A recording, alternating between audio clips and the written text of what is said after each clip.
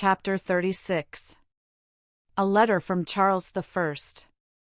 He reader must now cross the Seine with us and follow us to the door of the Carmelite convent in the Rue Saint-Jacques.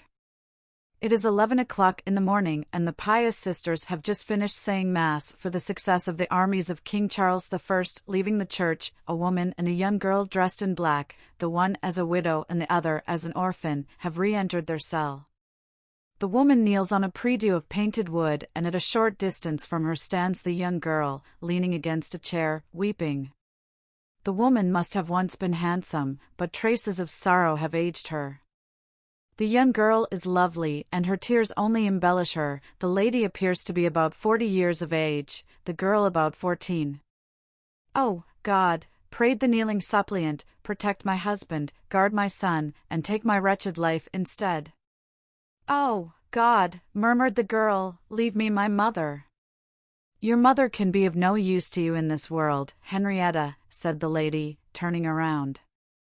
"Your mother has no longer either throne or husband, she has neither son, money nor friends. The whole world, my poor child, has abandoned your mother."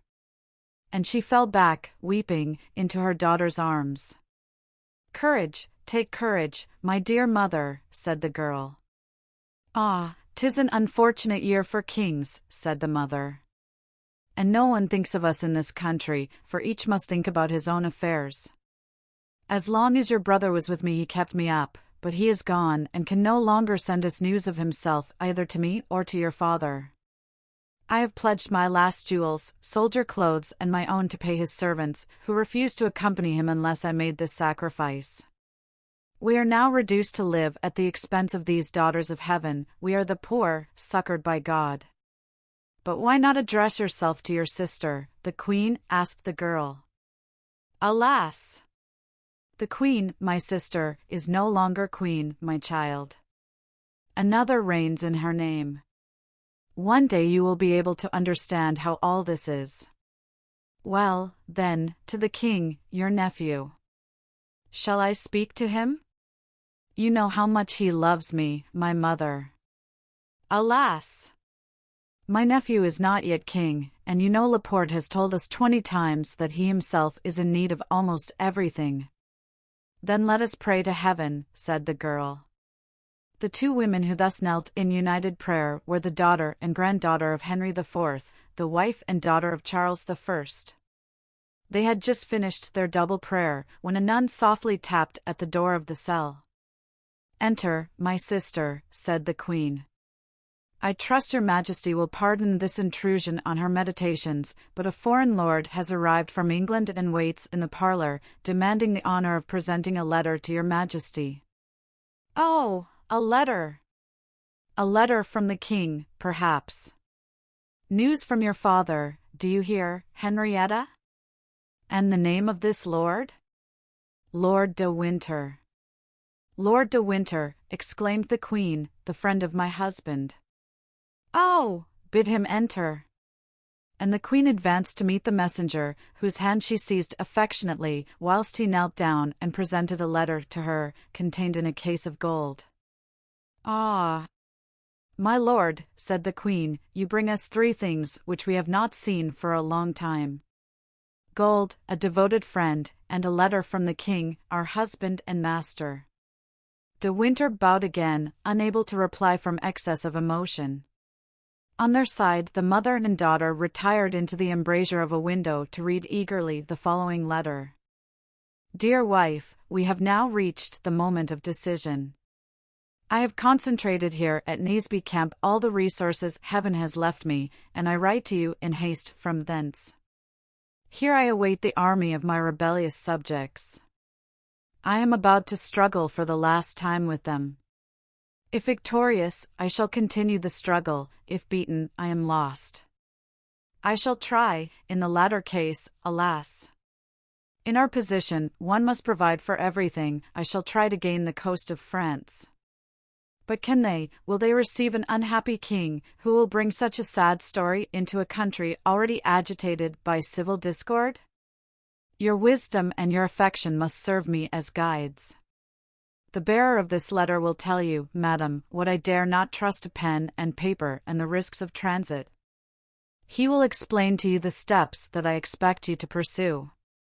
I charge him also with my blessing for my children and with the sentiments of my soul for yourself, my dearest sweetheart. The letter bore the signature, not of Charles, king, but of Charles, still king. And let him be no longer king, cried the queen. Let him be conquered, exiled, proscribed, provided he still lives. Alas!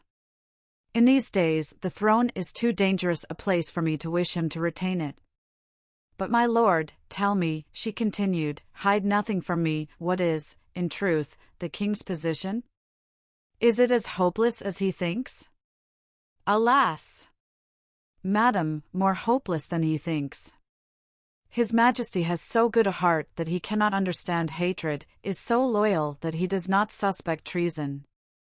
England is torn in twain by a spirit of disturbance which, I greatly fear, blood alone can exorcise. But Lord Montrose, replied the Queen, I have heard of his great and rapid successes of battles gained. I heard it said that he was marching to the frontier to join the king. Yes, madam, but on the frontier he was met by Leslie. He had tried victory by means of superhuman undertakings. Now victory has abandoned him. Montrose, beaten at Philiphaugh, was obliged to disperse the remains of his army and to fly, disguised as a servant. He is at Bergen, in Norway. Heaven preserve him, said the Queen. It is at least a consolation to know that some who have so often risked their lives for us are safe.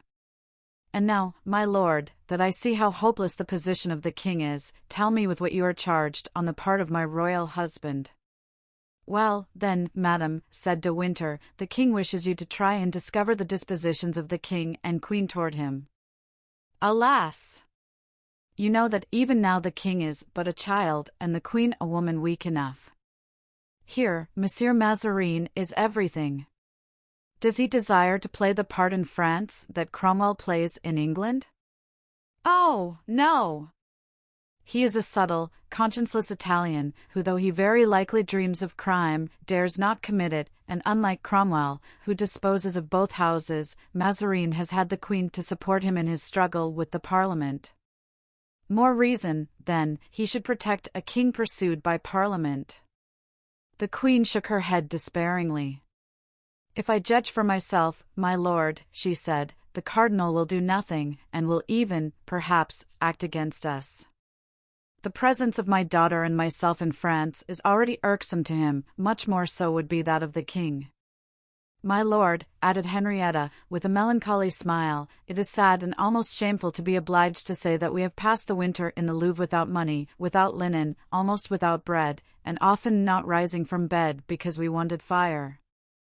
Horrible, cried de Winter, the daughter of Henry IV, and the wife of King Charles. Wherefore did you not apply, then, madam, to the first person you saw from us? Such is the hospitality shown to a queen by the minister from whom a king demands it. But I heard that a marriage between the Prince of Wales and Mademoiselle d'Orleans was spoken of, said de Winter.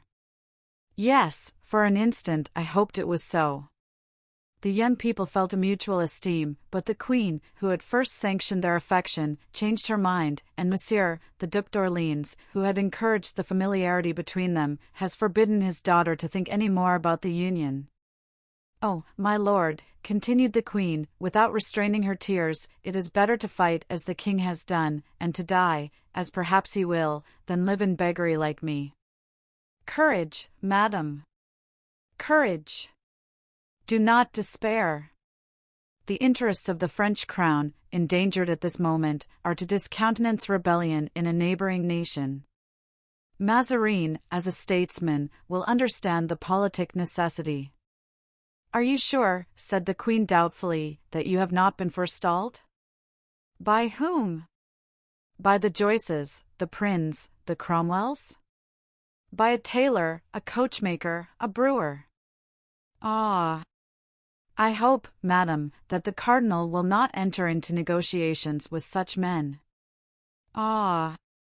What is he himself? Asked Madame Henrietta. But for the honor of the king, of the queen. Well, let us hope he will do something for the sake of their honor, said the Queen. A true friend's eloquence is so powerful, my lord, that you have reassured me. Give me your hand and let us go to the minister, and yet, she added, suppose he should refuse and that the king loses the battle? His Majesty will then take refuge in Holland, where I hear His Highness the Prince of Wales now is. And can His Majesty count upon many such subjects as yourself for his flight? Alas! No, madam, answered de Winter, but the case is provided for and I am come to France to seek allies. Allies, said the Queen, shaking her head. Madam, replied de Winter, provided I can find some of my good old friends of former times, I will answer for anything. Come then, my lord, said the Queen, with the painful doubt that is felt by those who have suffered much. Come, and may heaven hear you.